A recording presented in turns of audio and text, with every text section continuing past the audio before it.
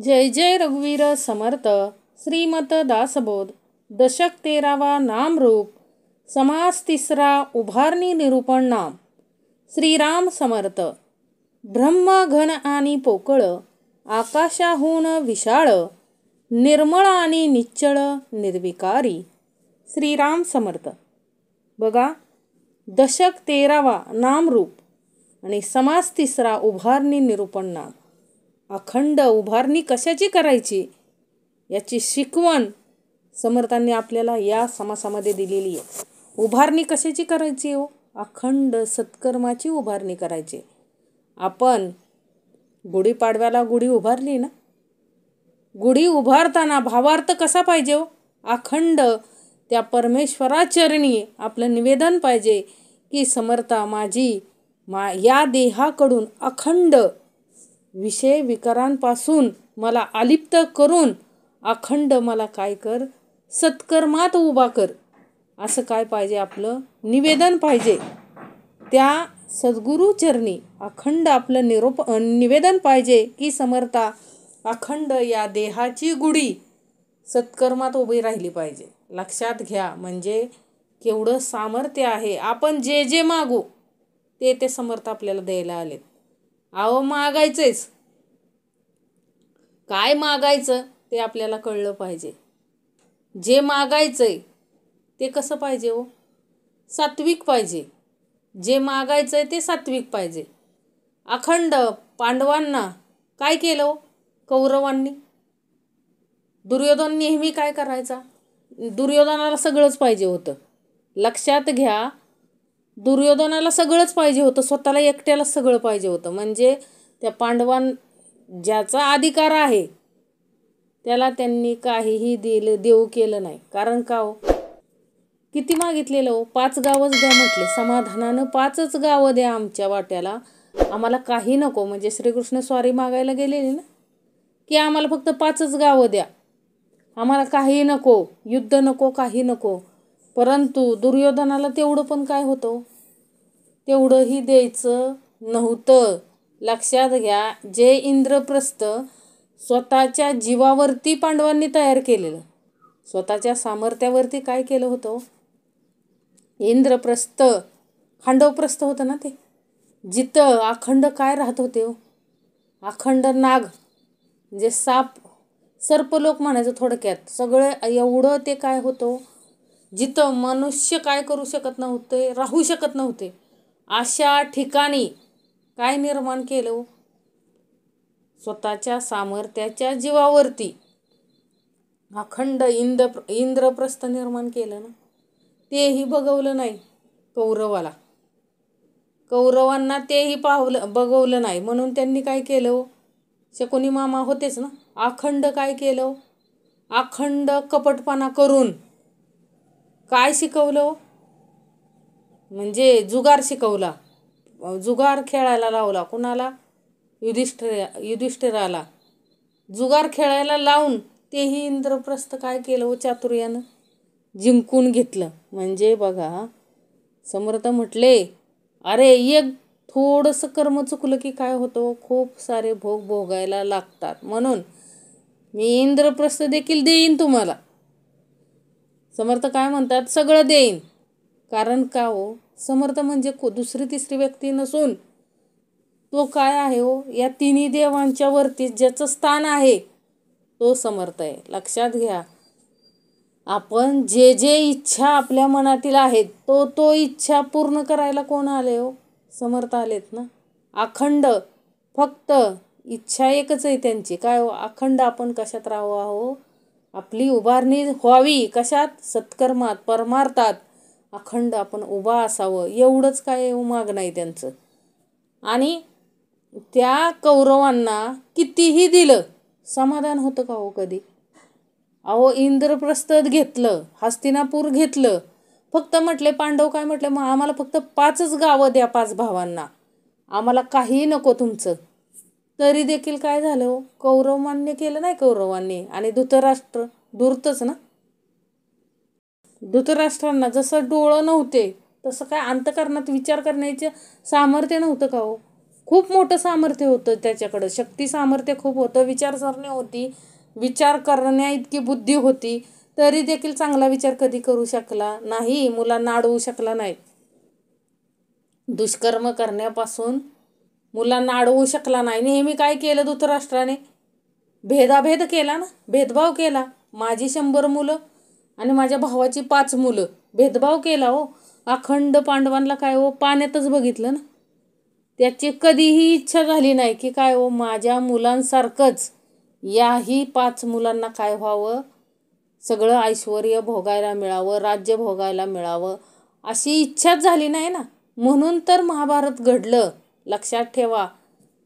तेच जर समान शिकवणच दिली असती लहानपणापासून की तुम्ही वेगळं नाहीयेच, तुम्ही काय नाहीये, वेगळे नाहीच, असे जर वडिलांनी शिकवण मुलांना दिली असती तर हे महाभारत नसतं घडलं, वेगळाच इतिहास घडला असता. लक्षात ठेवा. म्हणून समर्थ म्हणतात की काय हो, उभारणी झाली पाहिजे, अखंड सत्कर्माची उभारणी झाली पाहिजे. एक टोक पांडव म्हणजे सत्कर्माचं एक टोक आणि कौरव म्हणजे दुष्कर्माचं एक टोक. लक्षात ठेवा. अखंड काय हो, या कौरव आणि पांडव म्हणजे काय हो, सत्कर्म आणि दुष्कर्म याच्यातच युद्ध झालं ना नेहमी, धर्म आणि अधर्म. पांडवांना कधी अधर्म सुचला नाही, म्हणून त्यांचा विजय झाला. धर्माचा नेहमी विजय होतो. लक्षात ठेवा. मग कोणत्याही मार्गाने होऊ द्या, धर्माचा विजय ठेवलेलाच आहे. मग सत्कर्माचा विजय नेहमी होतो बघा.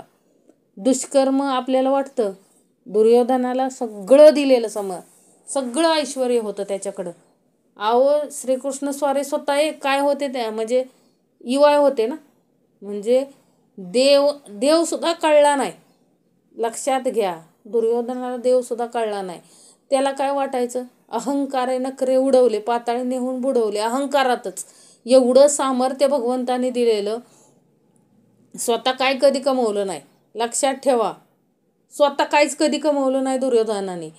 जसं पांडवांनी मोठमोठे तपश्चर्या करून, देवांची आराधना करून ते इंद्रप्रस्थ काय केलं व निर्माण केलं, आणि स्वतः 5 भावंड काय करत होती व उत्तमाचं काय करत होते, त्यात राहत होती. परंतु दुर्योधनाला ते सुद्धा बघवलं नाही.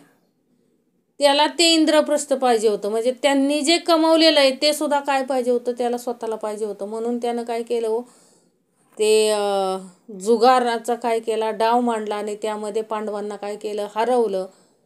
द्रौपदीचं वस्त्रहरण केलं. म्हणजे बघा, सतत डोक्यामध्ये काय, सतत दुष्कर्म करण्याची इच्छा. आणि आपल्यामध्ये काय पाहिजे, हे उदाहरणं कशासाठी घ्यायच्यात, समर्थ म्हणतात की आपल्याही आजूबाजूला म्हणा, आपल्या घरामध्ये सुद्धा आपण अशा पद्धतीनं काय करत असतो, अखंड दुष्कर्म करत असतो. लक्षात ठेवा. दुष्कर्माचं फळ आता जरी चांगलं वाटत असेल, आपल्याला वाटतं की काय नाही होणार, मी कितीही कोणाचं वाईट केलं तरी माझं काही कोणी बिघडवणार नाही, असं मुळीच होऊ शकत नाही. लक्षात ठेवा. आतापर्यंत आपण इतिहासामध्ये, पुराणामध्ये ज्या ज्या कथा ऐकत आलो, ज्या ज्या लोकांनी काय केलं हो, अन्याय म्हणजे अनिती, अन्याय, अत्याचार केला, त्या लोकांना सुरुवातीला सर्वांना काय हो, त्यांना पण मज्जाच वाटत होती ना. दुर्योधन घ्या, रावण घ्या, अजून जे काही आहेत, म्हणजे कंस मामा, कंसाने तर काय हो, अखंड स्वतःच्या बहिणीवरती अन्याय अत्याचार केला ना, दांबून ठेवलं ना, अखंड तिची 7 मुलं काय केली, मारली ना, जिवंत बाळं काय केली व मारली. म्हणजे अखंड हाताने दुष्कर्म केलं. आणि ते दुष्कर्म करताना त्यांना कसलीही लाज वाटत नव्हती. लक्षात ठेवा. कोणताही पश्चाताप होत नव्हता. एवढं काय होतं हो, ते उभारणी तशी देहाची केली होती ना. समर्थांनी अखंड उभारणी दिली. उभारणी अखंड दुष्कर्माची होती ना. ते त्यांना तेच कर्म करावं असं वाटत होतं. त्यांना वाटायचं आम्ही अमर आहे, आम्हाला मरणच नाही, आणि आम्ही काहीही केलं तरी आमचं कुणी काही बिघडू शकत नाही. परंतु एक लक्षात ठेवा, आतापर्यंतच्या प्रत्येक घटना बघायच्या, प्रत्येक इतिहासात जाऊन प्रत्येक काय बघायचे, बोधासाठी हे सगळं का घ्यायचंय, हे सगळं घडून गेलेलं आहे. आणि नेहमी अधर्माचा काय झालाय हो, विनाश झालाय. लक्षात घ्या. म्हणजे धर्माचा नेहमी विजय झालाय. काय होतं, धर्माला जे धर्माने लोक वागतात त्यांना थोडा त्रास सहन करावाच लागतो. लक्षात ठेवा, पूर्वापार पासून जो धर्माने चालतो त्याला काय करावं लागतं, अनेक संकटांना काय करावं लागतं, सामोरे जावं लागतं. परंतु एक लक्षात ठेवा, कितीही संकट आली, कितीही काही झालं तरी काय हो, नेहमी धर्माचाच काय झालाय, विजय झालाय. अधर्माचा काय झालाय हो, नेहमी हरलंय कोण, अधर्म. लक्षात ठेवा, ज्याने ज्याने दुष्कर्म केली त्याला काय मिळाली हो, शिक्षा मिळाली ना. कितीही सामर्थ्यवान असू द्या, कितीही सामर्थ्यवान असू द्या, ज्याला काय मिळाले, आपण पाहिलं की काय, महाभारतामध्ये द्रोणाचार्याचा पुत्र अश्वत्थामा अखंड एवढं सामर्थ्य, वडिलांनी काय हो त्याला चिरंजीवी म्हणून मागितलं ना देवाला, देवाने ते दिलं. परंतु काय हो, सगळं अधर्म शिकला ना तो अश्वत्थामा. काय शिकला हो, अधर्म. अधर्माची साथ दिली अखंड. म्हणून चिरंजीवी असून सुद्धा अखंड काय पदरी पडलं हो, दुःखच पडलं ना. अखंड भोगावं लागतंय ना अजूनपर्यंत पृथ्वी तलावरती. काय हो, भरकट म्हणजे ते जखम घेऊनच फिरतोय ना.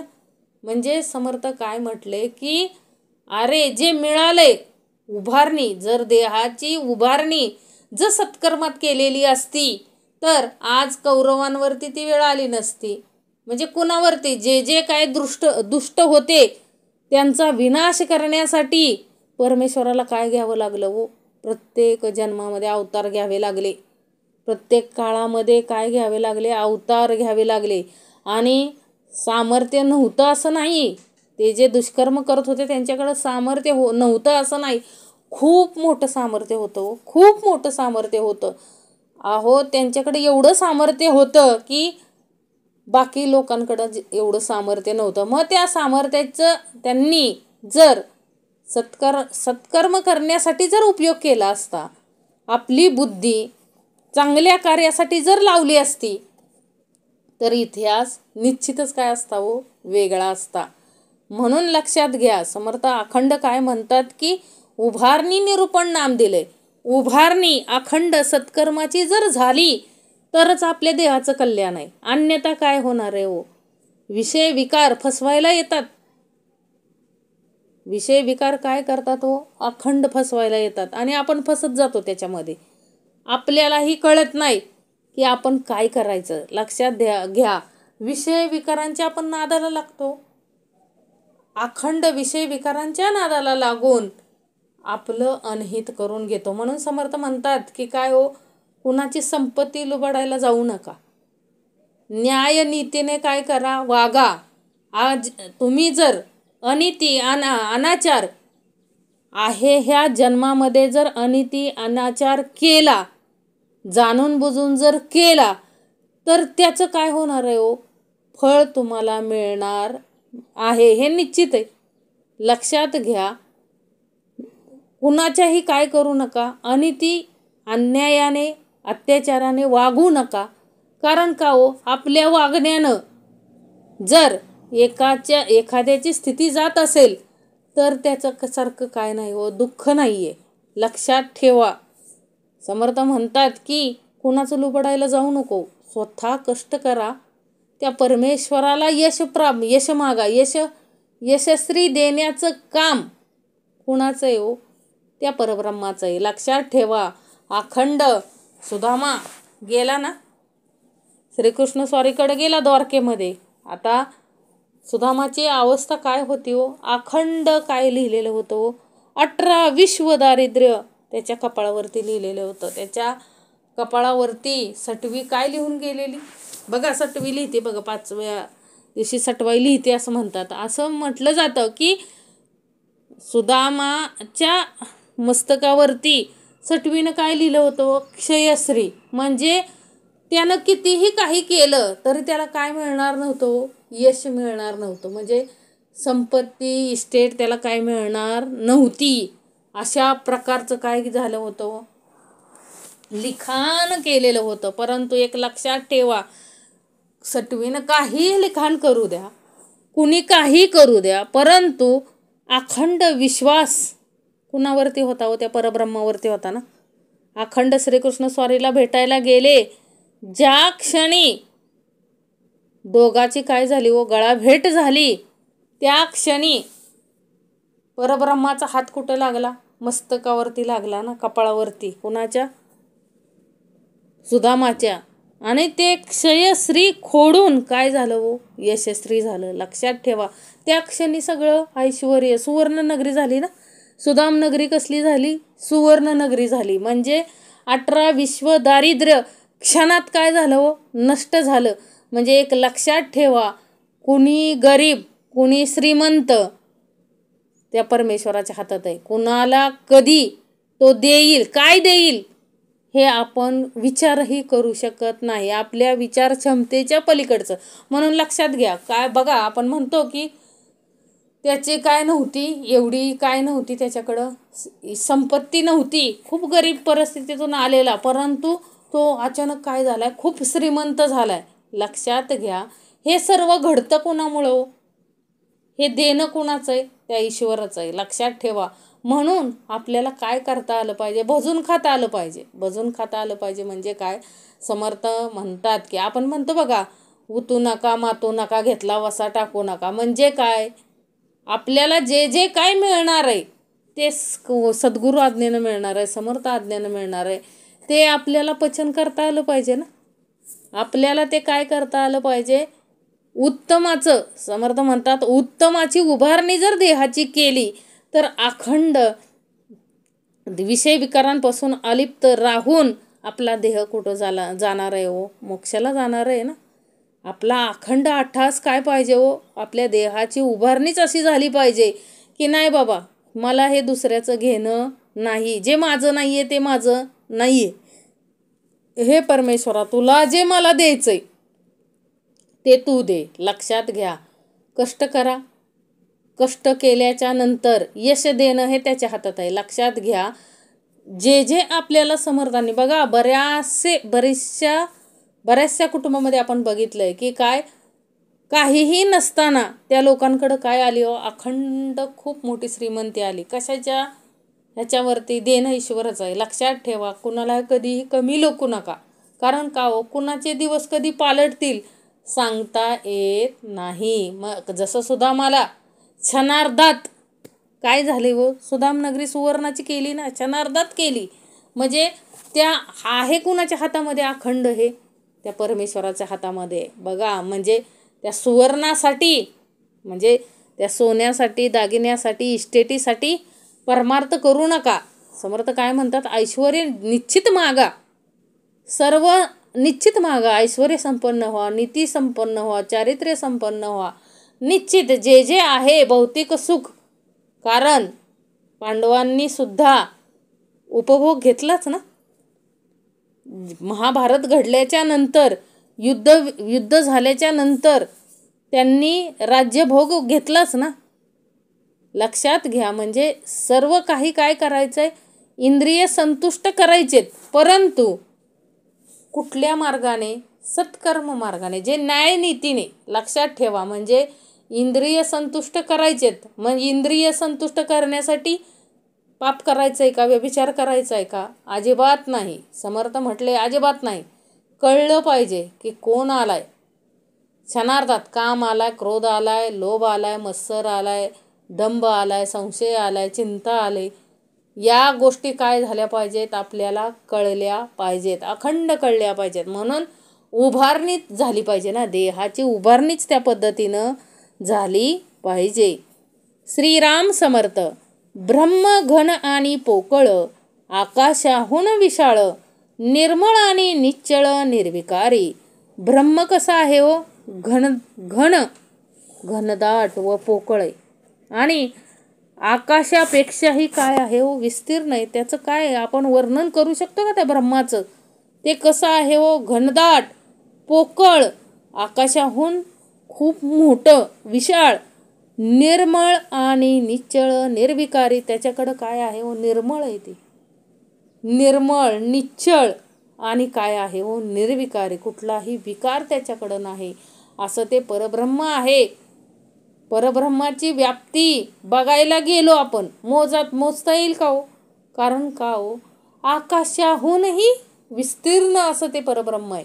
आणि कसं आहे हो, विस्तीर्ण असू द्या, कितीही मोठं आहे पण निर्विकारी आहे. लक्षात ठेवा, कोणताही विकार त्या परब्रह्माला काय करू शकत नाही, स्पर्श करू शकत नाही. एवढं सामर्थ्य त्या परब्रह्मामध्ये आहे. म्हणून समर्थांनी पहिलीच ओवी दिली, ब्रह्म घन आणि पोकळ, आकाशाहुनी विशाळ, निर्मळ आणि निश्चळ निर्विकारी. ऐसेची असता कित्येक काळ, तेथे आरंभला भूगोळ, तया भूगोळाचे मूळ सावध ऐका. ऐसेच असता कित्येक काळ, असं ते जे परब्रह्म आहे ते असं कित्येक काळ काय आहे हो, विशाळ आहे. आपण सांगू शकतोय का कधीपासून आहे ते? सांगू शकत नाही. लक्षात ठेवा. आणि अशा या कित्येक काळापर्यंत ते असेच असताना भूगोल उत्पन्न होण्यास काय झाला, आरंभ झाला. म्हणजे हे जीवसृष्टी निर्माण होण्यास काय झालं हो, प्रारंभ झाला. आणि त्या भूगोलाची उत्पत्ती आता सावधपणे ऐका. असे म्हणजे समर्थ काय म्हणतात की भूगोल म्हणजेच काय हो, आपण जे राहतोय ती पृथ्वी, ती जीवसृष्टी कशी निर्माण झाली, परब्रह्म असल्याशिवाय झाली का? नाही. लक्षात ठेवा, ते परब्रह्म असंच आहे, निर्मळ, निश्चळ, निर्विकारी, सदोदित, घनदाट, विशाळ असं परब्रह्म असताना या परब्रह्मामध्येच या भूगोळाचे म्हणजे काय हो, या सृष्टीची रचना कशी झाली हे आता आपल्याला समर्थ सांगतायत.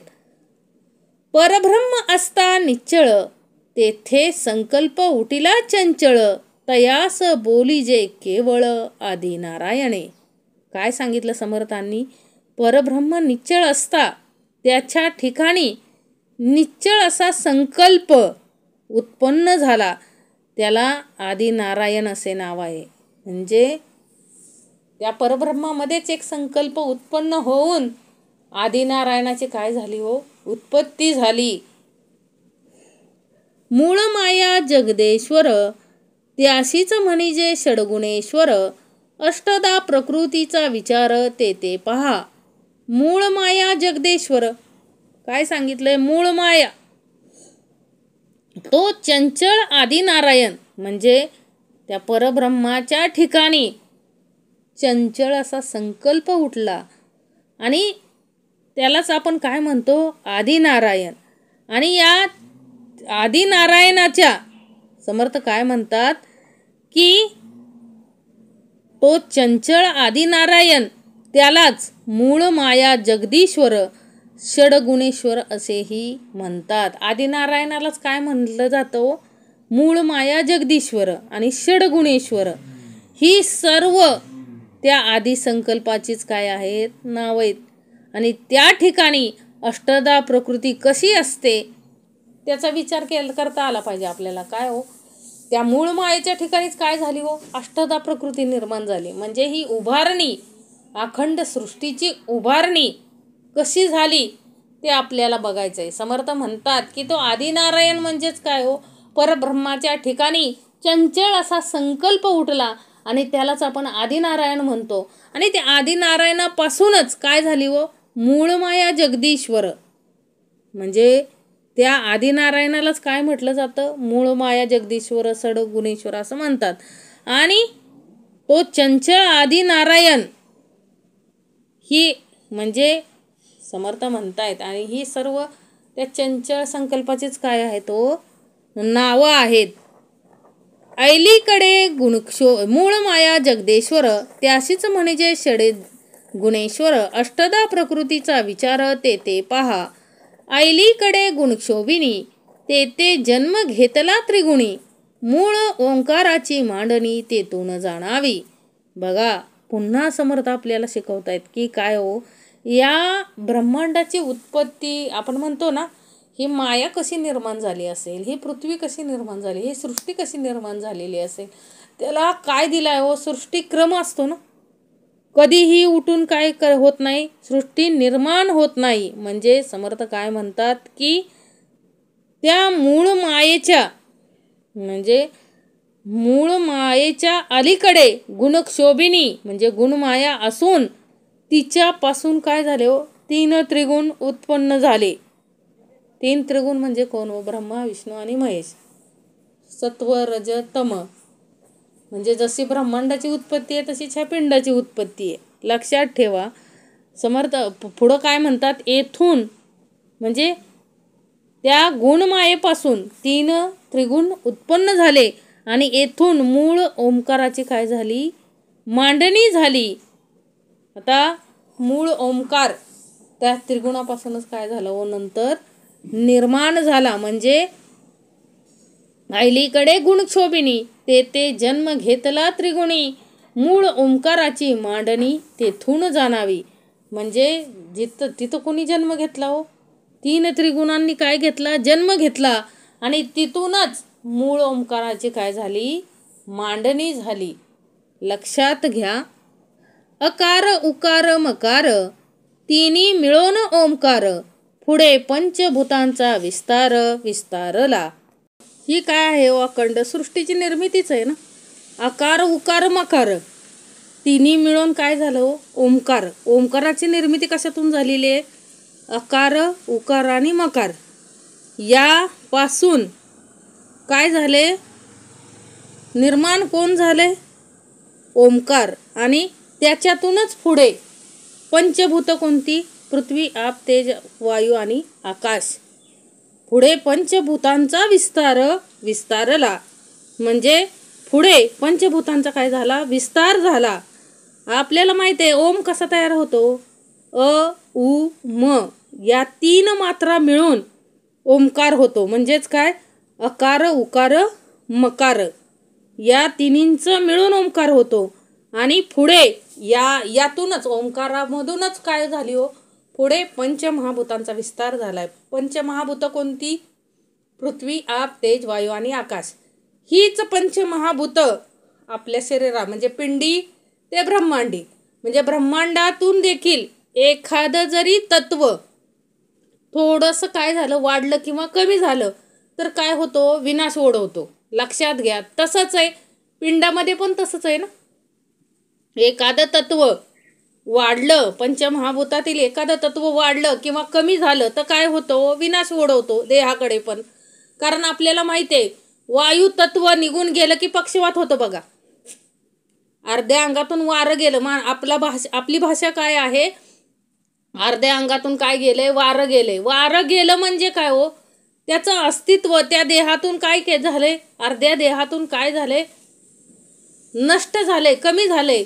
म्हणून समर्थ म्हणतात की काय हो, या पंचमहाभूतांचं जसे पिंडामध्ये ही तितकंच महत्व आहे आणि ब्रह्मांडामध्ये तितकंच महत्व आहे. लक्षात ठेवा. आणि ही पंचमहाभूत आपण मागे पाहिलेलं आहे काय हो, एकमेकावरती अवलंबून आहेत. प्रत्येक तत्व प्रत्येक तत्वात आहे.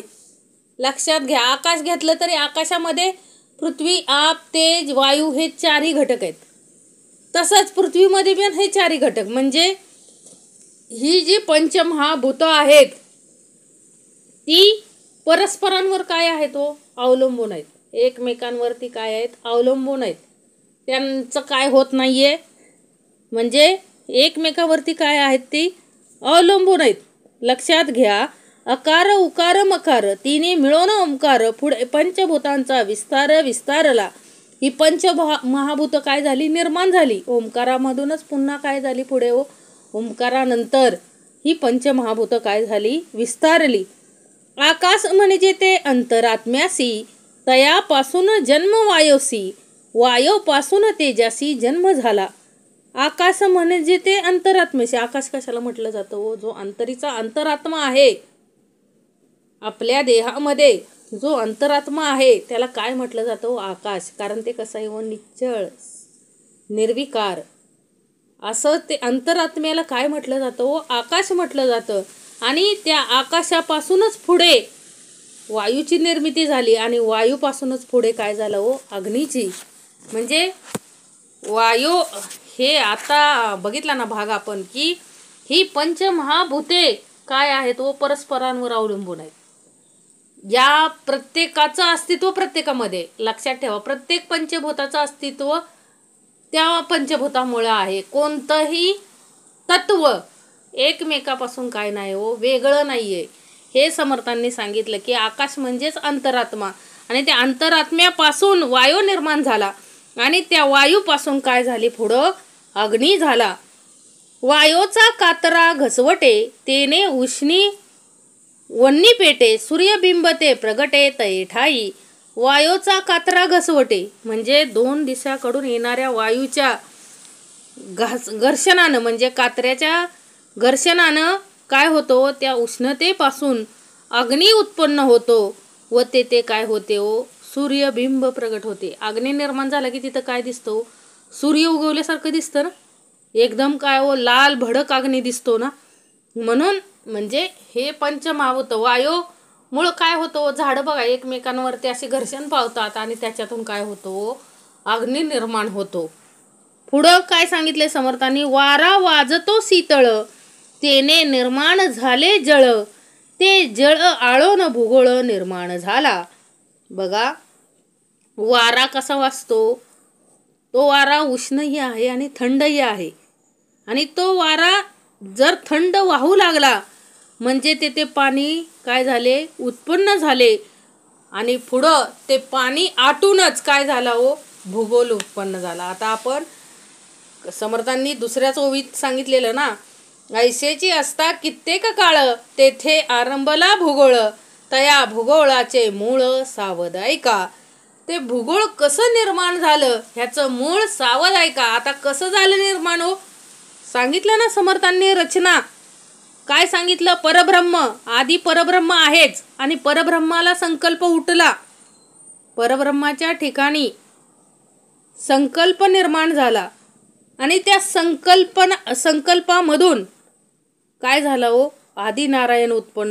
आदिनारायण म्हणजेच काय हो, मूळ माया जगदीश्वर, आणि पुढं त्या मूळ मायेपासून त्यालाच म्हटलं जातं षडगुणेश्वर, आणि तिथूनच पुढं काय झाली हो, अष्टदा प्रकृती, आणि अष्टदा प्रकृती नंतर तिथं 3 त्रिगुण निर्माण झाले, आणि तिथून पुढं काय झाली, मूळ ओंकाराची मांडणी तिथूनच झाली ना, त्या 3 त्रिगुणांपासून.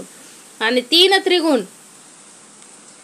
ओंकार कशापासून निर्माण झाला, अकार उकार आणि मकार, आणि पुढं त्यातून काय झाला हो, पंचभूतांचा विस्तार. किती सुंदर सांगितले समर्थांनी.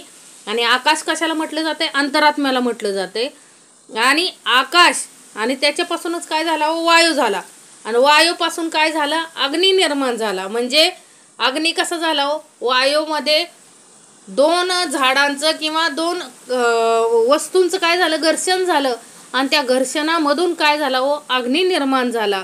आणि तोच वायू अग्नीही निर्माण करतो आणि पाणीही निर्माण करतो. तोच वारा जेव्हा थंड वाहू लागतो त्यावेळेस काय होतं हो, पाणी निर्माण होतं. मग आणि ते पाणी आटूनच काय होतं, भूगोळ निर्माण होतो. म्हणजे दुसऱ्या ओवीत जे समर्थांनी आपल्याला सांगितलेलं की काय हो, भूगोळाच्या ठिकाणी काय आहे, म्हणजे भूगोळ कसा निर्माण झाला त्याचं मूळ आपल्याला समर्थांनी आपल्याला आता सांगितलं की काय हो, तो ते पाणी आटूनच काय झाला हो, हा भूगोळ निर्माण झाला.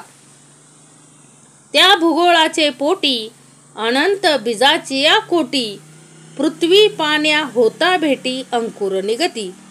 त्या भूगोळाचे पोटी काय सांगितले हो, त्याच भूगोळाच्या पोटामध्ये अनेक काय झाल्या हो, जाती निर्माण झाल्या ना, बीजांच्या असंख्य, म्हणजे काय किती जाती आहेत तो, बीज म्हणजे ज्या बिया आहेत त्यांच्या जर आपण बघायला गेलो वृक्षांचे प्रकार तर कोटीमध्ये आहेत.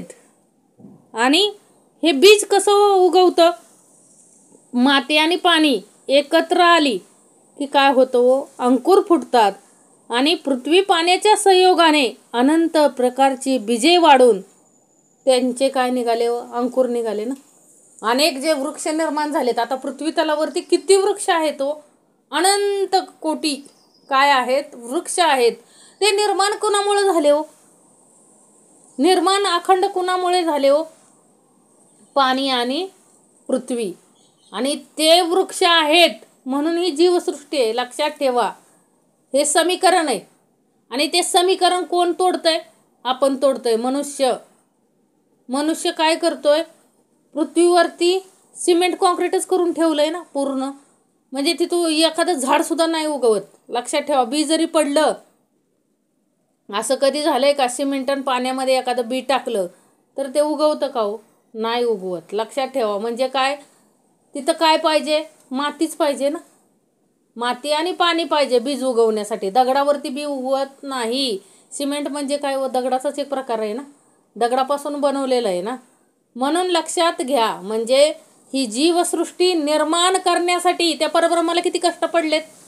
आणि आपण काय करतो? क्षणार्धात काय करतो? नष्ट करतो ना. आपल्या स्वार्थासाठी आपण किती नुकसान करतो या पृथ्वीचं. अखंड आपण आपल्या स्वार्थासाठीच म्हणावं लागेल की आपण काय करतो? अखंड काय करत असतो? युद्ध करतो, एकमेकांमध्ये दुश्मनी करतो. म्हणजे आपलं मला हे पाहिजे, मला हा भूखंड पाहिजे म्हणून अखंड लढतो. आणि काय करून ठेवतो? ह्या पृथ्वीचं नुकसान करून ठेवतो.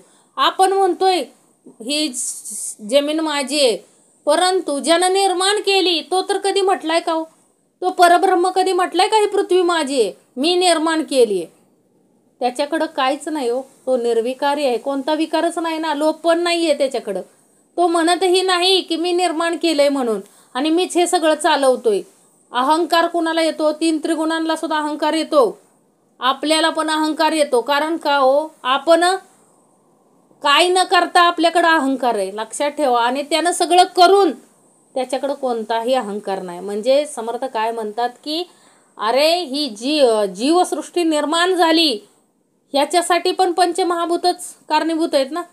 म्हणजे पाणी आणि पृथ्वी असेल तरच काय होईल? हे बीज उगवणार आहे, त्याला अंकुर येणार आहे. लक्षात ठेवा.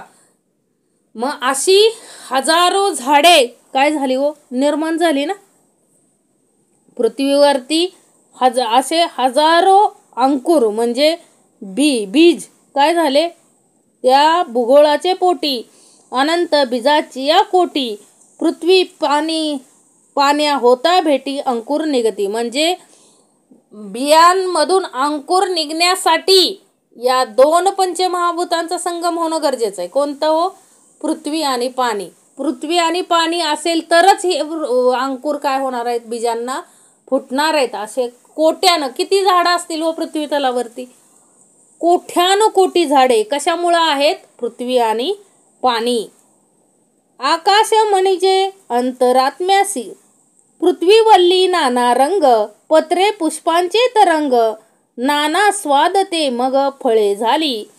पृथ्वी वल्ली नाना रंग, अनेक रंगाचे. आता त्या बीजामधून झाडं बाहेर पडली, बरोबर आहे. आणि ती कशी आहेत हो? किती सुंदर झाडं आहेत हो. आपण जे बघतोय आसपास अनेक रंगांची, अनेक रसांची पाने, फुले, फळे, मुळे निर्माण झाली ना. म्हणजे त्यानंतर धान्य, अन्न निर्माण झालं ना. म्हणजे खाण्यायोग्य आहेत. किती फळं आहेत हो, किती प्रकारची फळं आहेत. आणि त्याच्यामध्ये गोडवा कुणी भरला, कडूपणा कुणी भरला, आंबटपणा कुणी भरला? एक फळ एकासारखं आहे का हो? अशी अनंत फळं निर्माण केली त्या परब्रह्मानं. लक्षात ठेवा. आपण फळझाडे लावतोय, बरोबर आहे. आपण बागा लावतोय, बरोबर आहे. परंतु हे कुणामुळं घडतंय सगळं? तर त्या एका परब्रह्मामुळे. लक्षात ठेवा. तो आहे, त्यानं हे सगळं चालवलंय. त्याच्यापासूनच ही पंचमहाभूतं निर्माण झालेली आहेत.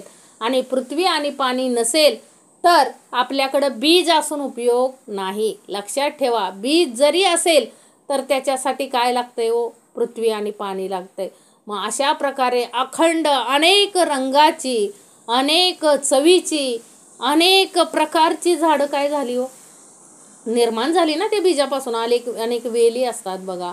किती सुंदर फुले निर्माण होतात. किती रंगबिरंगी फुलं आहेत बघा. ह्या पूर्ण विश्वामध्ये बघा ना, किती सुंदर फुलं आहेत. किती सुंदर अन्नधान्य निर्माण होतंय हो. सगळं जे अन्नधान्य निर्माण होतंय, आपण जे आता खातोय सगळं, ते मूळ कोण आहे हो त्याचं? ही पृथ्वी आणि पाणीच आहे ना. पृथ्वी आणि पाण्यापासूनच आपण ते बीज पेरलं, त्यावेळेस त्याच्यात अंकुर फुटला आणि मग रंगबिरंगी फुलं फळं निर्माण झाली आणि तीच फुलं फळं आपण अन्न म्हणून खातोय ना. आता अन्नधान्य सगळं निर्माण झालं कशापासून हो? त्या बीजापासूनच झालं ना. बाजरी घ्या, गहू घ्या, तांदूळ घ्या, ज्वारी घ्या, नाचणी घ्या, अनेक प्रकारचे प्रत्येक देशात वेगवेगळी काय आहेत हो, कडधान्य आहेत, अन्नधान्य आहेत. म्हणजे हे जे सगळं निर्माण झालंय, जीवसृष्टीला जगवायचंय. लक्षात ठेवा, जीवसृष्टी निर्माण केली, त्याचबरोबर ह्या जीवसृष्टीला जगवण्यासाठी अन्नधान्य सुद्धा निर्माण केलं हो त्या परब्रह्माने. किती उपकार आहे त्याचे. आपण 1 किलो धान्य पेरतो बघा आणि त्याच्यापासून असंख्य 10-10 टन निघतं बघा. जरी तुम्ही शेतामध्ये 10 किलो मक्याचं बी पेरलं तरी त्याच्यापासून तुम्ही 10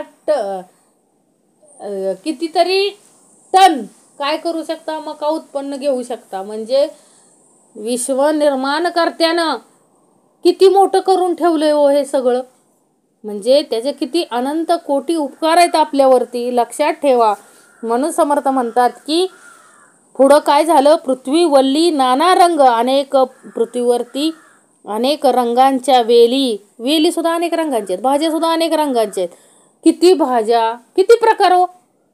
सगळे व्हेजिटेबल्स, सगळे जे काय निर्माण झाले ते कोणामुळे आहे हो? त्या परब्रह्मामुळे सगळं निर्माण झालंय त्याच्यामुळं. आणि किती त्याचा उपकार किती मानायचेत आपण म्हणजे बघा, पृथ्वी वल्ली नाना रंग, पत्रे पुष्पांचे तरंग, नाना स्वाद ते मग फळे झाली. म्हणजे अनेक प्रकारची फळं त्या बीजापासूनच निर्माण झाली ना. अहो किती फळं, ते बघितलं तरी किती हो, तोंडाला काय मधाहूनही गोड फळं आहेत. किती सुंदर. म्हणजे आंबा घ्या, चिक्कू घ्या, पेरू घ्या, किती अनंत प्रकारची फळं. ड्रॅगन फ्रूट घ्या, अंजीर घ्या.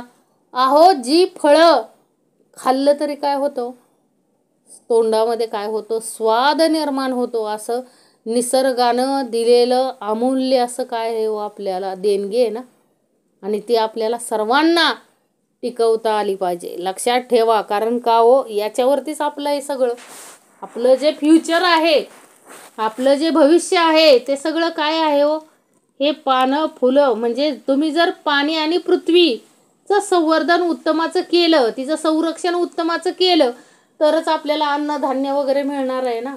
आता तिथं जाऊन आपण जर आता बघा, आपणच विनाश घडवून आणला त्या पृथ्वीवरती, तर ती जमीन नापीक बनते बघा. लक्षात ठेवा. कोणतंही कर्म करताना लक्षात ठेवा की काय हो, आपल्या भविष्यातील व्यक्तींना काय मिळणार नाही, अन्नधान्य मिळणार नाही. म्हणून या पृथ्वीचं नुकसान करू नका. या पंचमहाभूतांना काय करू नका, डिवचू नका हो. समर्थ म्हणतात डिवचू नका.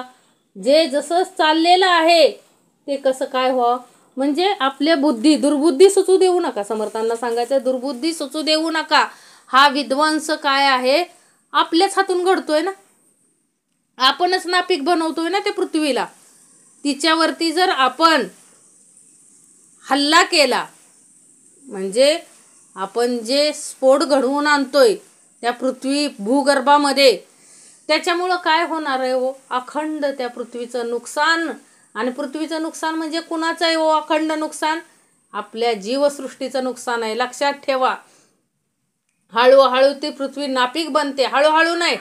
ज्या ठिकाणी स्फोट झालाय बघा, त्या ठिकाणी अन्नधान्य उगवत नाही. पाणी असेल तरी अन्नधान्य उगवत नाही. म्हणून लक्षात ठेवा, या पृथ्वीचं संवर्धन आपल्यालाच करता आलं पाहिजे. आपण सर्वांनी काय करून राहता आलं पाहिजे हो, मानवतेनं राहता आलं पाहिजे.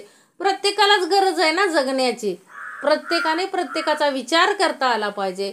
प्रत्येकाने समागमाव्यानं काय करता आलं पाहिजे, राहता आलं पाहिजे. अन्यथा काय होणार आहे हो, आपणच आपल्या पायावरती धोंडा मारून घेणार आहे. लक्षात ठेवा. प्रत्येकाची गरज असते, प्रत्येकाची गरज असते. समर्थ म्हणतात प्रत्येकाची गरज आहे. शेती करण्यासाठी मजुरांची गरज आहे. लक्षात ठेवा. कितीही यांत्रिकरण केलं तरी ते यंत्र चालवण्यासाठी तरी मनुष्याची बुद्धी लागते ना. म्हणून काय करा म्हणतात की समर्थांना काय सांगायचं आहे की अरे एवढी कष्टानं ही पृथ्वी निर्माण केली हो, तिची उभारणी करता आली पाहिजे, संवारणी नाही.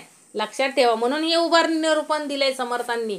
अखंड काय करायचंय आपल्याला, आपापसात काय करायचंय म्हणजे प्रत्येकाला जेवायला लागतंय ही गोष्ट लक्षात ठेवून त्या पद्धतीनं आपल्याला या पृथ्वीचं संरक्षण करता आलं पाहिजे.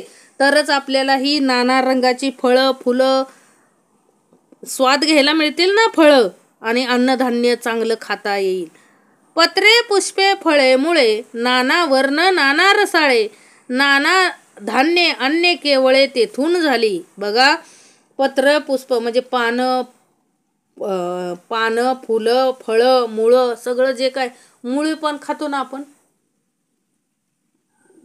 बटाटा असेल हे मूळच आहे ना, गाजर असेल हे मूळच आहे ना, खातो ना. म्हणजे मूळ सुद्धा निर्माण केलं ना त्यानं, गोडी भरली ना त्याच्यामध्ये. अशा अनेक प्रकारचे स्वाद, अनेक प्रकारचे अन्नधान्य, नाना वर्ण आणि रस, म्हणजे प्रत्येक फळाचा स्वाद वेगळा असतो, त्याची चव वेगळी असते, त्याची गोडी वेगळी असते का नाही.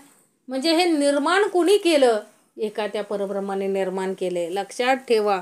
म्हणजे असे अनेक प्रकारची म्हणजे अनेक रसांची पाने फुले फळे मुळे उत्पन्न झाली आणि त्यानंतर पृथ्वीपासून अनेक प्रकारची काय झाली, अन्नधान्य काय झाली हो, निर्माण झाली.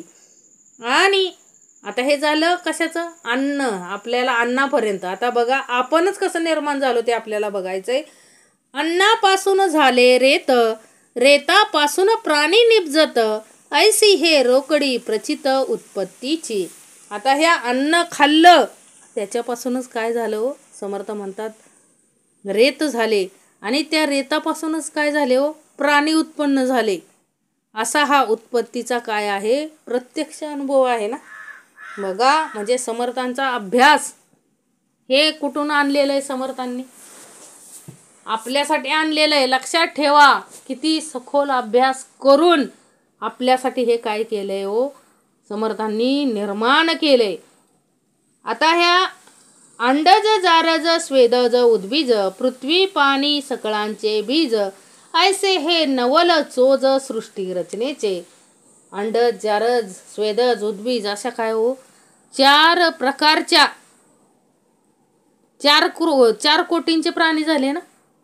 या सर्वांचं बीज पृथ्वी व पाणी आहे. असा हा सृष्टी रचनेचा काय हो, अद्भुत चमत्कार आहे. असे ह्या सृष्टीच्या उभारणीची काय आहे, ही कथा आहे. लक्षात घ्या, या सृष्टीची उभारणी पृथ्वी आणि पाणी यापासूनच झालं ना सगळे. म्हणजे अंडज ज्वारज स्वेदज उद्बीज हे चार प्रकारचे 4 कोटी प्राणी झाले ना. सगळे कशापासून झाले हो, अन्नापासून रेत निर्माण झालं आणि त्या रेतापासूनच हे सगळे प्राणी काय झाले हो, पुन्हा उत्पन्न झाले. चारी खाणी चारी वाणी, 84 लक्ष जीवयोनी, निर्माण झाले लोक तिनी पिंड ब्रह्मांड.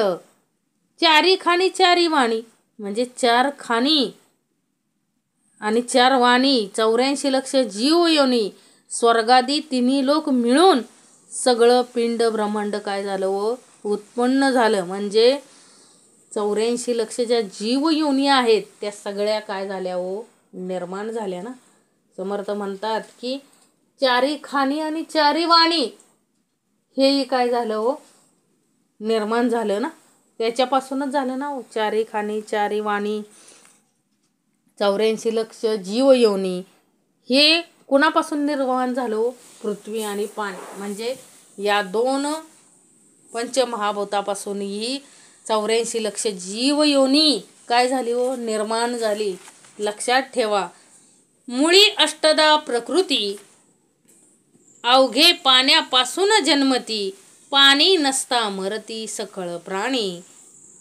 बघा समर्थ काय म्हणतात, मुळी अष्टदा प्रकृती, ही जी अष्टदा प्रकृत्या निर्माण झालेल्या आहेत म्हणजे मूळचे सगळे प्राणी, म्हणजे अष्टदा प्रकृतीच आहे ना. हे मूळचे सगळे जे प्राणी घेतो त्यांची काय आहे, अष्टदा प्रकृती. आणि मूळची ही अष्टदा प्रकृती निर्माण कशामुळे झाली हो? समर्थ म्हणतात की हे मूळचे सगळे प्राणी पाण्यापासून काय होतात, जन्मतात व पाणी नसेल तर काय करतात व मरण पावतात. म्हणजे पाण्या वाचून जीव मरतात. हे काय आहे हो? उघड आहे ना. म्हणजे हे निर्माण झालेत पाणी आणि पृथ्वी आणि पाण्यापासून निर्माण झालेत, बरोबर आहे. पण समर्थ म्हटले जर या प्राण्यांनाच पाणीच नाही मिळालं तर काय होणार आहे हो? मरून जाणार आहेत सगळे. म्हणजे सगळ्याच जीवसृष्टीला काय लागतंय हो? ह्या सगळ्या 84 लक्ष जीवयोनीला काय लागत असेल तर पाणी लागतंय. लक्षात ठेवा. म्हणजे समर्थ म्हटले म्हणजे प्रत्येकाचा जन्म या पाण्यामधूनच होतो आणि पाणी नसेल तर प्रत्येक जीव हा काय होतो? मरण पावतो. म्हणजे पाण्याचं किती महत्त्व आहे लक्षात ठेवा. हेच पाणी काय केलं पाहिजे हो? जपून वापरलं पाहिजे. उभारणी निरूपण नाम समर्थांनी अखंड सांगितलंय आपल्याला की या जीवसृष्टीचं संरक्षण करणं म्हणजे संवर्धन करणं आपलं कर्तव्य आहे, परम कर्तव्य आहे.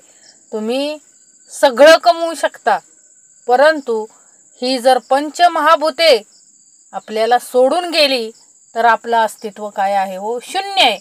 म्हणून या अवघे पाण्यापासून जन्मती, पाणी नसता मरती सकळ प्राणी. म्हणजे अवघे सगळे 84 लक्ष जीव योनीचा पूर्ण सगळ्या 84 लक्ष जीव योनीचा जन्म पाण्यापासून झालाय आणि या पाणी नसेल तर हे सगळे जीव काय होणार आहेत? मरून जाणार आहेत.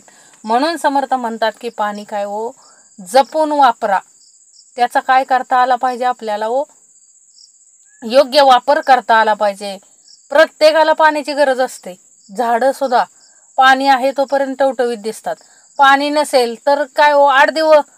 8-15 दिवस पाणी नसेल तर ते झाड काय होतं हो? जळून जातं. लक्षात ठेवा. म्हणजे छोटं झाडाला लगेच पाणी लागतं ना. पिकं पण घ्या.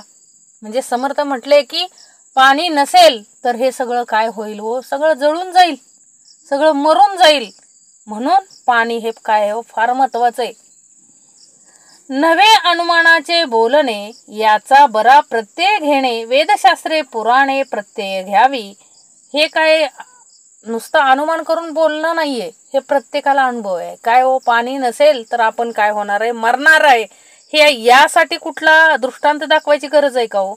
काय कुठला हे अनुभवाशिवाय सगळ्या लोकांना दुसरा व्यवसायच नाही ना.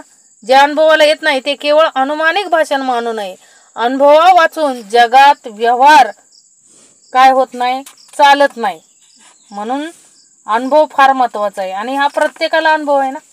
पाण्याचा अनुभव प्रत्येकाला आहे. पाणी नसेल तर जीवसृष्टी काय होणार आहे? नष्ट होणार आहे. जे आपल्या प्रत्ययेना ते अनुमानिक घ्यावे ना, प्रत्ययाविन सकळ जना व्यवसाय नाही. आपल्याला जे अनुभव येत नाही ते माणूस काय करत नाही हो? त्याचा विश्वास ठेवत नाही. म्हणून हा काय व्यवसाय नाहीये. कुठला पाण्या वाचून माणसं मरतायत हा काय व्यवसाय नाहीये. हे अनुभव आहे आपल्या सगळ्यांचा. प्रत्येकाचा अनुभव आहे की पाणी नसेल तर काय होणार आहे? आपण सगळे मरून जाणार आहेत. कारण का हो? पाण्याशिवाय माणूस जगू शकत नाही ना. जर पाणी चाटलं तर पिकं येणार नाहीत. अन्न नसेल तर जीवसृष्टी जगणारच नाही हो. आणि अन्न एक वेळ नसलं तरी जगू शकतो माणूस, पण पाणी नसेल तर जगू शकत नाही. लक्षात ठेवा. पाणी हे काय आहे हो? नितांत गरजेचं आहे. व्यवसाय प्रवृत्ती निवृत्ती दोहीकडे पाहिजे प्रचिती. प्रचिती विन अनुमाने असती ते विवेकहीन. प्रवृत्ती अथवा निवृत्ती ह्यापैकी कोणताही व्यवसाय असो, दोन्हीकडे काय पाहिजे हो? अनुभव पाहिजे. आणि अनुभव न घेता जे नुसते अनुमानावर विसंबतात ते विवेकहीन होत. म्हणजे समर्थ काय म्हटले? प्रचितीविना अनुमान करूच नाही, कामाचं नाही हो. प्रचिती आली तर अनुमान करणं काय आहे हो? कामाचं आहे. म्हणजे प्रवृत्ती अथवा निवृत्ती ह्यापैकी कोणताही व्यवसाय असो, दोन्हीकडे काय पाहिजे? अनुभव पाहिजे. म्हणजे अनुभव न घेता नुसते अनुमानावर जे अवलंबून राहतात ते काय हो, विवेकहीन होत. लक्षात ठेवा, विवेकहीन होत. विवेक नाही त्यांच्याकडं. अशा प्रकारे समर्थ काय म्हणतात, अखंड विवेकानं करायचंय व प्रत्येक कार्य. विवेक पाहिजे आपल्याला, सारासार विवेक पाहिजे की आपण प्रत्येकाला, म्हणजे हे काही एका व्यक्तीला लागू पडत नाही, प्रत्येक व्यक्तीला, म्हणजे जे जबाबदार व्यक्ती असतात, जे स्वतः आता राजे झाले, म्हणजे ज्यांच्या हाती सत्ता आहे, या व्यक्तींनी सुद्धा काय केलं पाहिजे हो, लक्ष दिलं पाहिजे की काय ही जीवसृष्टीचं संवर्धन आपण केलं पाहिजे. प्रत्येकानं, जबाबदार व्यक्तीनं तर निश्चितच केलं पाहिजे. का तर तुम्हाला पैसा वाचवू शकत नाही, धनसंपत्ती वाचवू शकत नाही, पाणीच नसेल तर कुणीच तुम्हाला वाचवू शकत नाही. लक्षात ठेवा, या गोष्टीचा विचार प्रत्येकाकडे आला पाहिजे. विवेकानं प्रत्येकानं काम केलं पाहिजे. विवेक नसेल तर उपयोगाचंच नाही ना. विवेक नसेल तर उपयोगाचंच नाही. विवेक असेल तर आपल्याला काय होते हो, जाणीव होते हो की आपण या सृष्टीचं काहीतरी देणं लागतो, याची काय होईल, आपल्याला जाणीव होईल. आणि जाणीव झाली तरच आपण काय करू हो, सगळं समतोल साधण्याचा प्रयत्न करू. अखंड आपण काय करत आलोय हो, सृष्टीचं नुकसानच करत आलोय. माणूस करतो सृष्टीचं नुकसान. त्यामुळं काय होतंय, सगळे प्राणी जे आहेत ते मनुष्यवस्थित काय व्हायला लागलेत हो, यायला लागलेत ना. कारण कारण माणसांनीच त्यांचे काय केलेत, घरं उद्ध्वस्त केलेत. म्हणजे त्यांची जी जंगलं आहेत, आपण जर ती जंगलं तोडत असू तर त्यांनी तरी जायचं कुठं. आणि एक लक्षात घ्या, प्रत्येक प्राण्याचा उपयोग या सृष्टीसाठी आहे म्हणून निर्माण केलंय ना. हे परमेश्वरानं जे निर्माण केलंय ते का निर्माण केलंय हो, कारण ह्यांचा कुठं उपयोग आहे ना. प्रत्येकाचा काही ना काही उपयोग असतो म्हणून तर निर्माण केलंय. आणि आपणच जर नुकसान केलं तर आपलंही नुकसान ठरलेलंच आहे. म्हणून आता ज्या काय घटना घडत आहेत बघा, जिकडं तिकडं सगळ्या प्राण्यांचा सुळसुळाट मनुष्यवस्तीत झालेला दिसतोय. जंगली प्राणी मनुष्यवस्तीत शिरतायत. याचं महत्त्वाचं कारण काय असेल तर आपण केलेली सृष्टीची हानी. लक्षात ठेवा. म्हणून समर्थ म्हणतात की सृष्टी रचना कशी झाली हे आपण शिकतोय, आणि त्या रचनेमध्ये तिला काय केलं पाहिजे, आपण सावरायचं काम आपण केलं पाहिजे ना. तिचं संरक्षण करण्याचं काम अखंड विवेकानं आपण केलं पाहिजे. आपल्याकडं तेवढा सारासार विवेक पाहिजे की आपण जर हे पाणी वाचवलं नाही, ही पृथ्वी नाही वाचवली, आपणच तिचा विध्वंस केला तर आपण राहणार नाही. लक्षात ठेवा, आपलीही पिढ्या राहणार नाहीत. लक्षात ठेवा, आपल्याला जर भविष्यामध्ये आपल्याही पिढ्यांनी काय केलं पाहिजे हो, उत्तमाचं जीवन जगलं पाहिजे असं जर आपल्याला वाटत असेल तर नैतिकता आहे, आपलं एक नीती कर्तव्य आहे की काय हो, प्रत्येकानं सृष्टीचं संरक्षण करता आलं पाहिजे. म्हणून जे आपल्या प्रत्ययेना ते अनुमाने घ्यावे ना, प्रत्ययाविन सकळ जना व्यवसाय नाही. व्यवसाय प्रवृत्ती निवृत्ती दोहीकडे पाहिजे प्रचिती. प्रचिती विन अनुमाने असती ते विवेकहीन. ऐसा सृष्टी रचनेचा विचार संकळित बोलीला प्रकार. आता विस्ताराचा संवार तोही ऐका. काय सांगितलंय हो, ऐसा सृष्टीच्या रचनेचा विचार, असा हा सृष्टी रचनेचा विचार थोडक्यात सांगितलंय समर्थांनी आपल्याला. आता ह्या सृष्टी रचनेच्या विस्ताराचा संहार कसा होतो तेही ऐका. सृष्टी रचनेची उभारणी सांगितली, आता संहारणे ऐका. आता ते पुढे ऐकायचंय आपल्याला. पण ही उभारणी, सृष्टी उभारणी निरूपण का दिलंय हो, आपली ही देहसृष्टी आहे ती निर्माण कशी झाली याचा दाखला समर्थांनी आपल्याला ह्या उभारणी निरूपण मध्ये दिलेला आहे. अखंड उभारणी करायची, देहाची उभारणी त्या परमेश्वरानं केलेलीच आहे. यात आपण काय कष्ट केलेले नाहीयेत.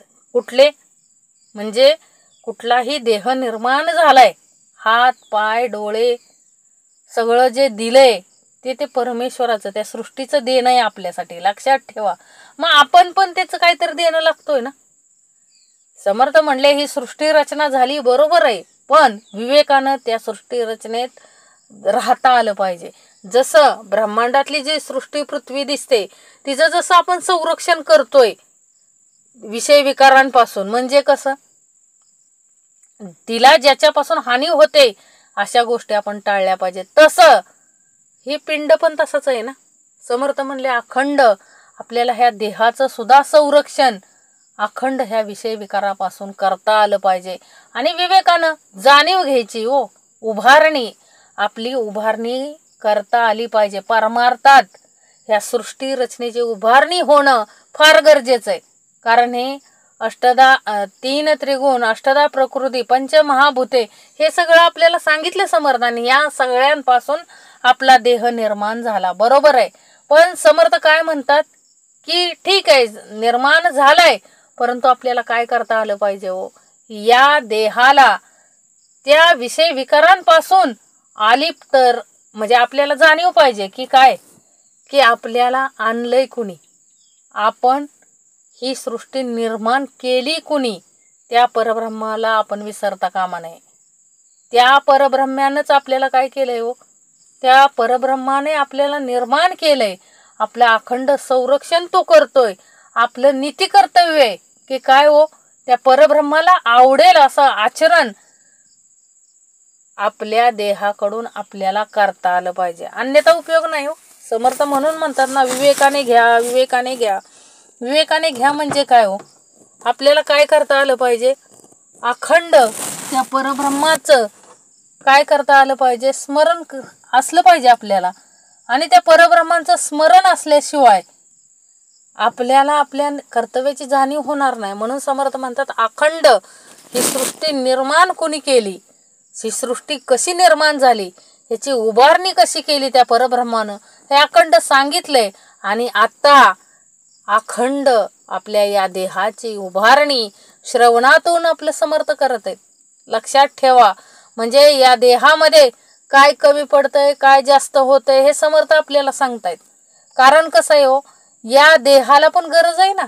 जसं बाहेरील सृष्टी पाण्याशिवाय जगू शकत नाही, तशी ही सृष्टी देहसृष्टी श्रवणाशिवाय जगू शकत नाही. म्हणून श्रवण पाहिजे, आधी श्रवण पाहिजे. लक्षात ठेवा, श्रवणाच्या ज्या देहाला परमार्थाचं काय झाले हो, ज्या देहानं प्रपंच परमार्थ आणि संसार या त्रिवेणी संगमावर नित्य स्नान जो देह करतोय त्याला गरजच आहे ना हो, त्याला गरज वाटते ना या पाण्याची, कुठल्या श्रवणाच्या. म्हणून लक्षात ठेवा, जसं द्वैतातलं पाण्याशिवाय आपण जगू शकत नाही, तसं ह्या श्रवणाशिवाय आपण जगता कामा नये. लक्षात ठेवा, अखंड ऐकता आलं पाहिजे हो, श्रवण करता आलं पाहिजे. श्रवण केलेची करावे, अखंड करायचंय श्रवण, तरच आपण काय करू शकतो, सुटू शकतो यातून. या सगळ्या माया जाळातून सुरक्षित बाहेर पडायचं असेल तर आधी श्रवण पाहिजे. समर्थ म्हणले अखंड श्रवण पाहिजे हो. ही सृष्टीची उभारणी अखंड त्या परब्रह्मानं केली, ब्रह्मांडातल्या सृष्टीची निर्मिती त्यानं केली आणि ह्या पिंडातल्या ही सृष्टीची निर्मिती त्यानंच केली. हा सगळं आपल्यासाठी निर्माण केलंय आणि हे निर्माण केलंय त्यानं, इतकं सुंदर केलंय. ते आहे तसं आपल्याला काय करता आली पाहिजे हो, त्या सृष्टीचं संरक्षण करता आलं पाहिजे. ही पिंड दिलाय, लहानपणी जसा विषय विकार विरहित होता पिंड, तसा जाताना सुद्धा विषय विकार विरहित असला पाहिजे. एवढं सोपं आहे का, म्हणतो एवढं सोपं आहे का. विषय विकार विरहित कुणाचे देह गेले हो, कोणी ठेवले, संत तुकाराम, संत ज्ञानेश्वर. होती का कुठली आशा, कुठला लोभ होता का अंतरी, लोभ एकच, कुठला हो, त्या परब्रह्माशी एकरूप होण्याचा लोभ. असा लोभ ठेवायचा आहे अखंड, आपल्याला त्या परब्रह्माशी एकरूप व्हायचंय. आपण काहीही बरोबर घेऊन जाऊ शकत नाही. लक्षात ठेवा, हे समर्थ आपल्याला नेहमी सांगतात, विवेकानं घ्या, विवेकानं घ्या. विवेकानं घ्या म्हणजे काय, अरे तू 100 जरी बिल्डिंग बांधल्या, 100 बिल्डिंग असू द्या, एखाद्याच्या 100 बिल्डिंग आहेत, 100 फ्लॅट झालेत माझे, सांगतो मोठ्या गर्वाने सांगतो, मी 100 फ्लॅट घेतलेत.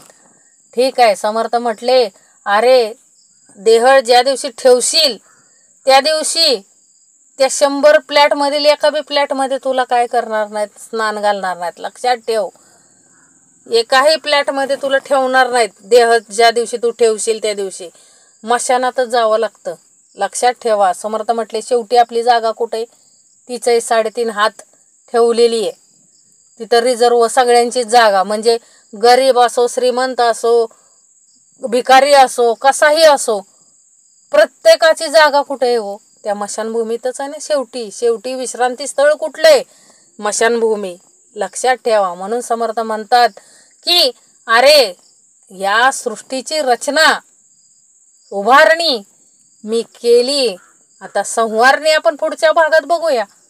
परंतु या सृष्टीचं संरक्षण करणं, संवर्धन करणं आपलं परम कर्तव्य आहे. जसं द्वैतातलं म्हणजे बाहेरच्या सृष्टीचंही संरक्षण केलं तरच आपण ह्या पण सृष्टीचं संरक्षण करू शकतो. म्हणून तर अखंड वृक्षारोपण केलं जातं ना हो. आणि नुसतं वृक्षारोपण नाही केलं जात, त्या झाडांना काय घातलं जातं? अखंड पाणी घातलं जातं. कारण का हो? नुसती झाडं लावून जायचं आणि पाणीच नाही मिळालं तर ती झाडं जळून जाणार आहेत. मग त्या वृक्षाला लागवडीचा काय उपयोग नाही. समर्थ म्हणतात जे झाड लावलंय ना त्या झाडाचं तुला काय करता आलं पाहिजे? संरक्षण करता आलं पाहिजे. ते झाड जगवता आलं पाहिजे तरच उपयोग आहे ना.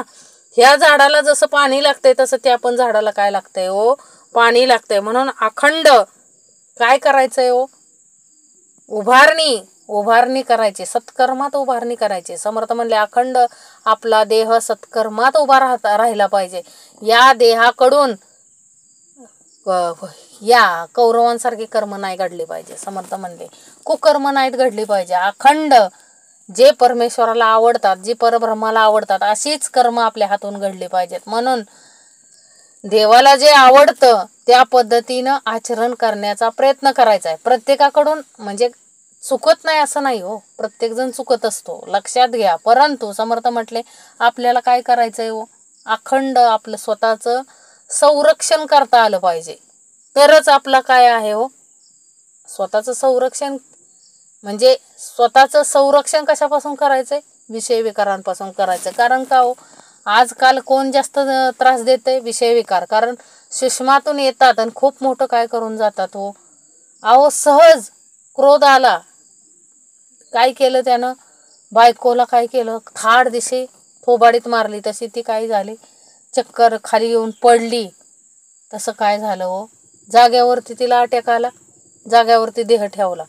म्हणजे एक सुषमातून क्रोध आला तर केवढं मोठं कांड करून जातो. लक्षात ठेवा. म्हणून समर्थ म्हटले क्रोधावरती आपल्याला नियंत्रण ठेवता आलं पाहिजे. काम, क्रोध, लोभ, मद, मत्सर तरच आपली उभारणी आहे.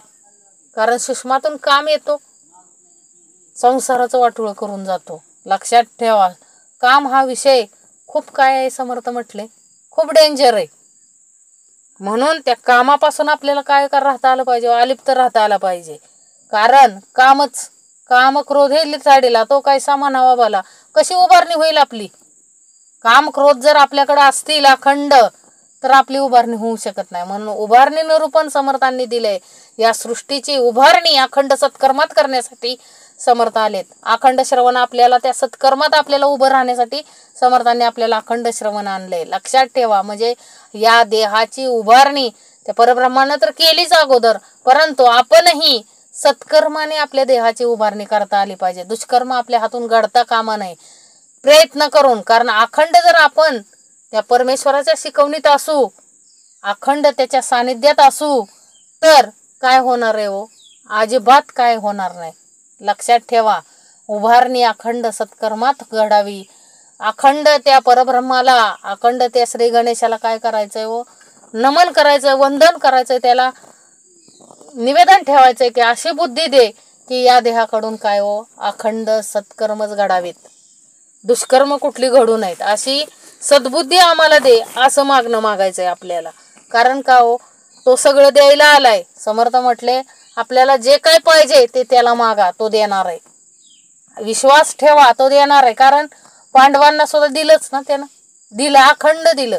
म्हणून कधी पण ते दिलं तरी त्यांनी अहंकार केला नाही कधी. लक्षात ठेवा. दिलं तरी आपण अहंकार करायचा नाही, कारण तो द्यायलाच आलाय. सर्वांना देतो, आपल्याला का देणार नाही हो? निश्चित देणार आहे. म्हणून समर्थांनी काय सांगितले, व्यवसाय प्रवृत्ती निवृत्ती दोहीकडे पाहिजे प्रचिती, प्रचिती विना अनुमाने असती ते विवेकहीन, ऐसा सृष्टी रचनेचा विचार, संकळित बोलीला प्रकार, आता विस्ताराचा संहार तोही ऐका.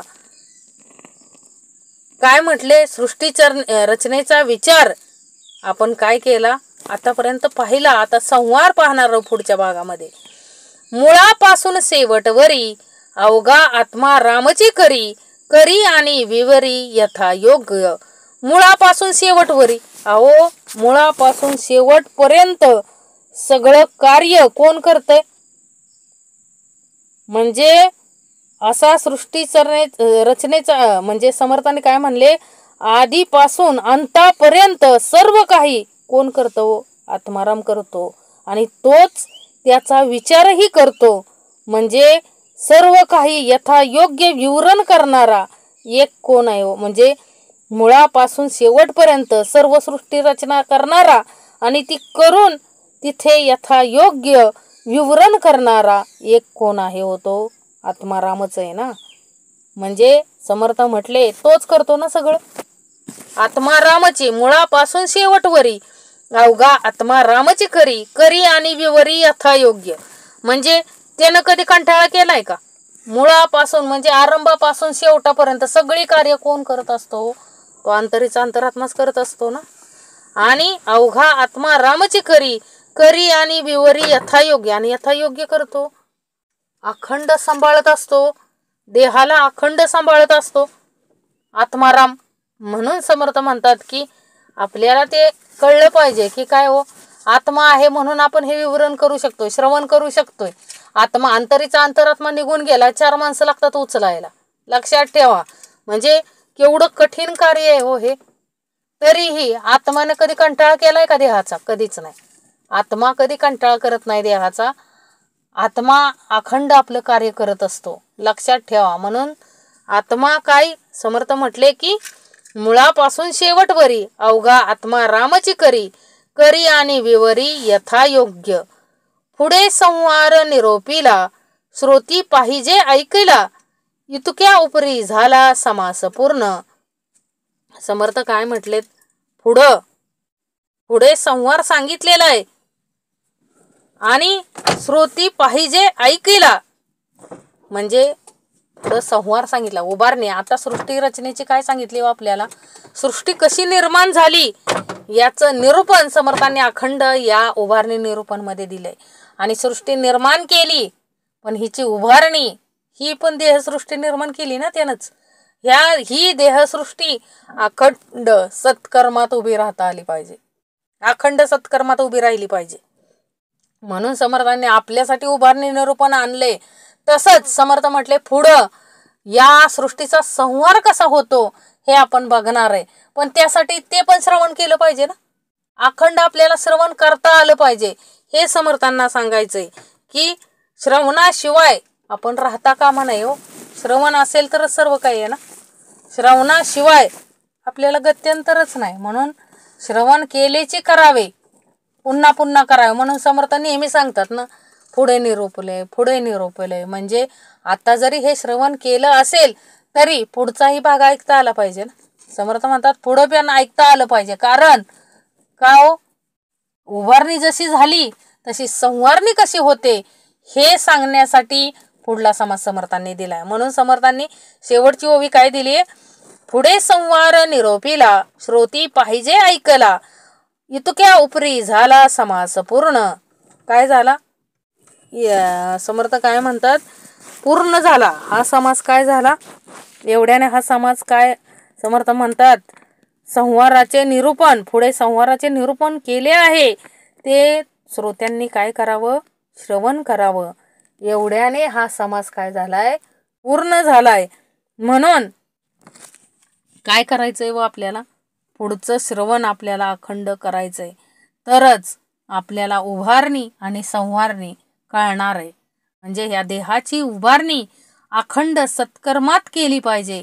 अखंड सत्कर्मात करून आपल्याला अखंड श्रवणामध्ये राहता आलं पाहिजे हो.